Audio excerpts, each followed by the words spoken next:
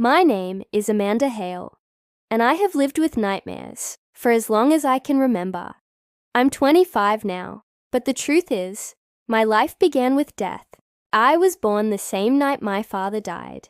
My mother told me he never even saw me, never held me in his arms. Everyone said it was an accident, but even as a child, I could see the lie hiding in her eyes. My mother was always sick, frail, too weak, as though something was draining the life from her.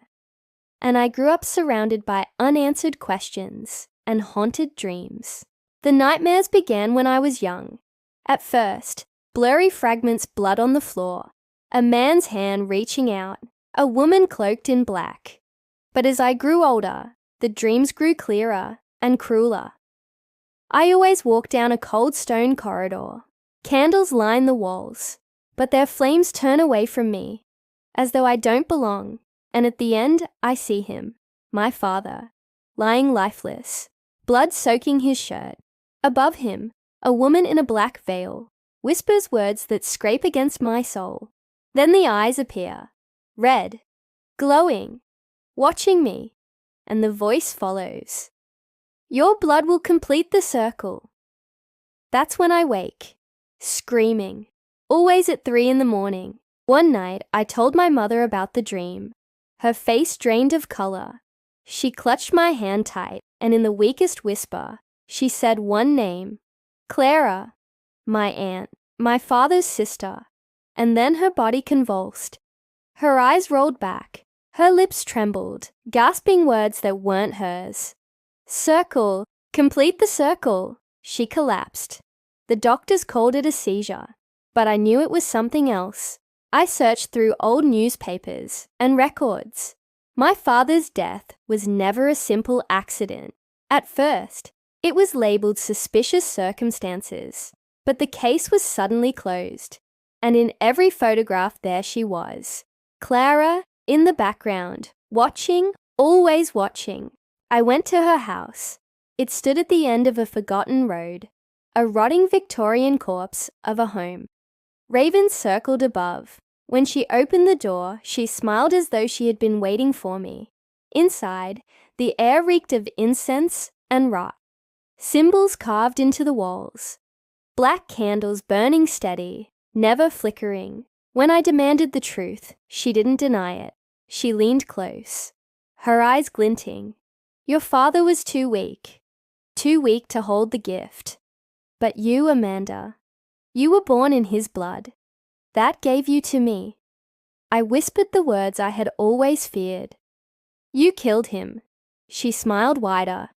Sacrifice, my dear, for something greater. The candles flared. Shadows crawled. I ran, but I was already marked. That night it began. At 3 a.m, I woke to chanting outside my window.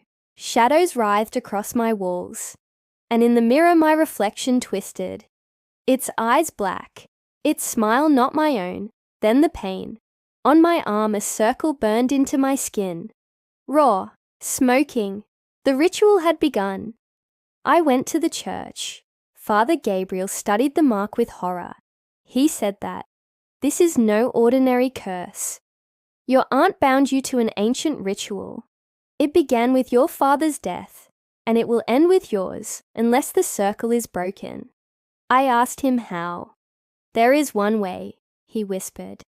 Destroy her altar, but beware she will not let you leave alive. I returned to Clara's house. In the basement I found it, her altar. Bones stacked like towers, symbols drawn in blood, black candles circling a photograph of me as a baby. She stepped from the shadows and said, You were meant for this, Amanda. Your blood will complete the circle. She raised her hands. The mark seared my arm. My body convulsed. Darkness pulled at me, dragging me toward the circle. And then another voice, strong, steady, familiar. Clara, enough! I turned and saw him. My father. His chest still bore the wound of his death. But his presence was powerful. Clara shrieked, You should be gone. But he placed his hand on my shoulder. You'll never have her. The mark shattered into ash. Clara screamed as shadows erupted from the altar, dragging her into its depths. Her voice faded into nothing. The house fell silent. I woke in my own bed at dawn. The mark was gone. On my desk sat a photograph I had never seen. My father holding me as a newborn. Tears filled my eyes and I whispered, "Thank you, Dad." For the first time in years, I felt peace. But peace never lasts.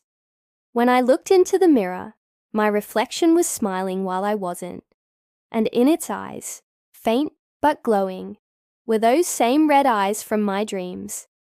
That's when I realized the circle may have broken, but the darkness, it never really leaves.